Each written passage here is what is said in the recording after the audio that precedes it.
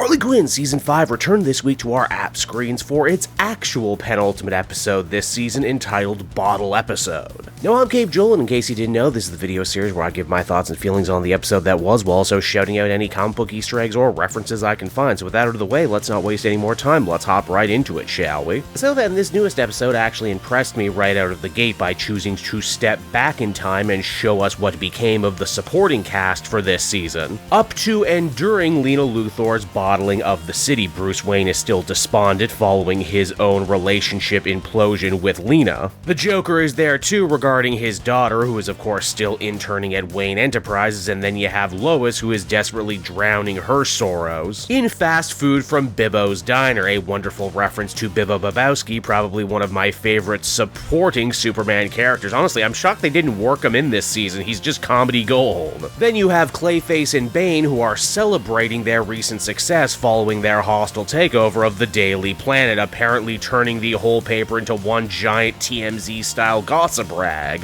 has actually paid off dividends for them, and oh man, if there is a sadder and more topical encapsulation of modern-day journalism, well, I sure haven't seen it. Also, Bane offhandedly mentions that Goldie and Betty are currently dress shopping in Fawcett City, a nice little reference to Shazam and his assorted family of characters. It feels like in general we've gotten way less DC Universe Easter eggs and references this season in general, so I'm glad they got a pretty good one in under the wire right here. All of this basically ends up serving to create the hardworking B-plot for this episode, and for once I actually mean that, because holy crap, the side characters who aren't Harley and Ivy actually get something to do this episode. Something that will actually end up having a major impact on the plot this time around and not just be comedic set dressing. Now back over with Harley and Ivy, poor Harley is starting to have quite the fit. It seems that no matter what they do, Lena is always one step ahead of them. In fact, the show even goes out of their way to highlight that despite how you might feel about Lena one way or the other, her accomplishments actually kind of speak for themselves. She bottled an entire city. She killed mainstay character Frank. She was directly responsible for the death of Harley's father and might very well have been responsible for breaking the two lovers up had that part of the plan actually worked out. Though, thankfully it did, and Ivy even manages to lampshade the whole situation by basically saying, man, could you imagine how mad the internet would be if we broke up? And I mean, it's funny because it's true. Now, what we essentially get from here in the rest of Bottle Episode is basically a two-pronged storyline. Inside the Bottle City of Metropolis, Bruce, Joker, and Lois must fight their way to Wayne Tower, survive the onslaught of Brainiac drones, and hopefully drop the Skull ship's shield, so Harley and Ivy can get aboard. This is a fun little side story too, because it's actually nice to see Bruce pull himself together for once and actually start doing Batman stuff again, just, you know, without the costume.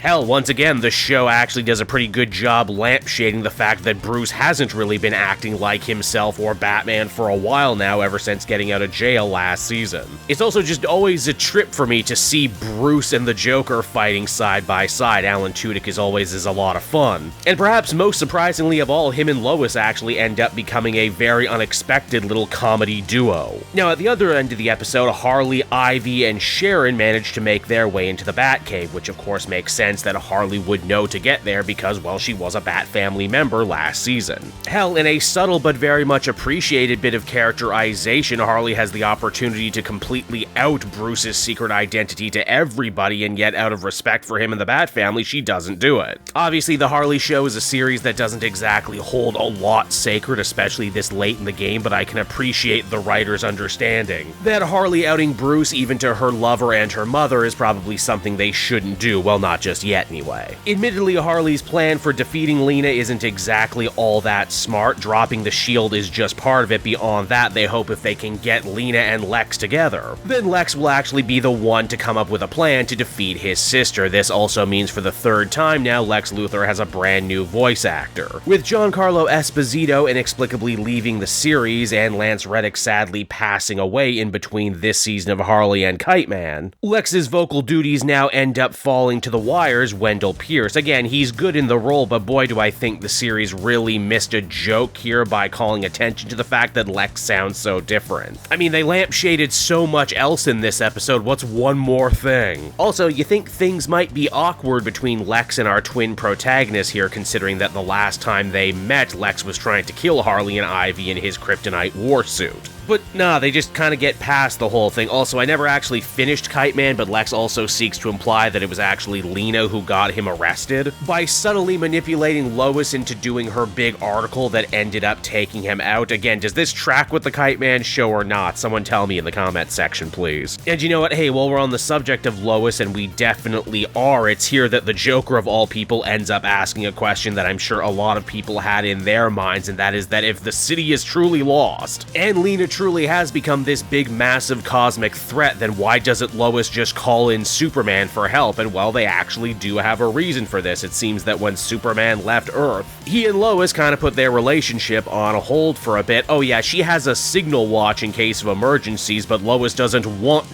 to need Superman. Even though, wouldn't you know it, being in one of Brainiac's jars means that all signals are actually stopped. Meaning that Lois couldn't actually call even if she wanted to, and now that she knows she can't, you better believe she wants to even more. Now, what exactly is Lex's big plan to try and deal with his power-mad sister? Well, they pull a whole Rosebud Citizen Kane trick, with Lex attempting to pull his sister's heartstrings by gifting her the same toy train they fought over as children, and why yes, Lex was bald even at 7.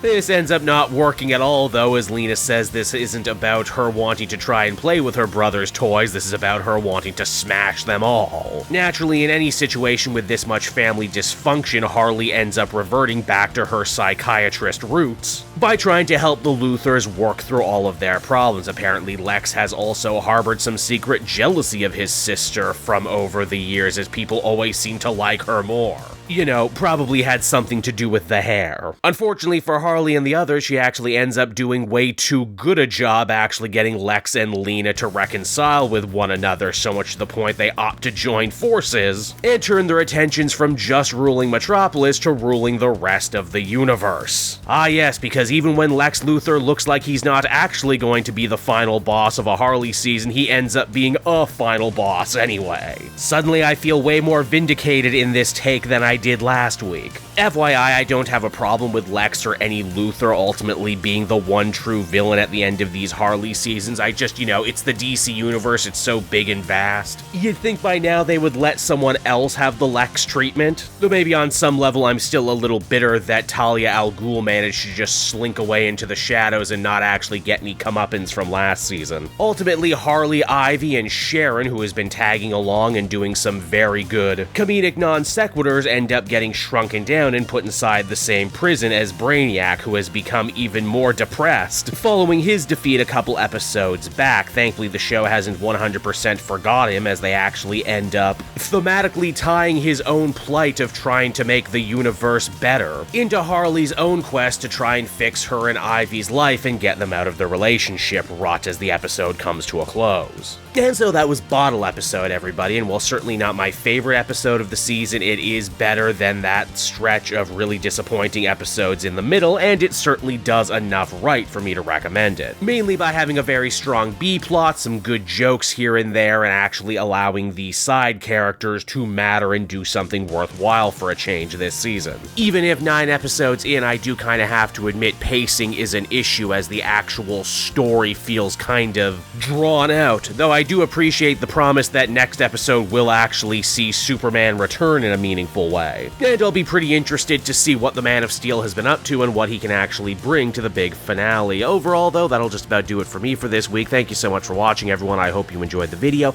As always, be sure to follow me. I'm on all the major social media, so you always know when a new video is about to drop. So, until next week, this has been Cape Joel. Bye-bye.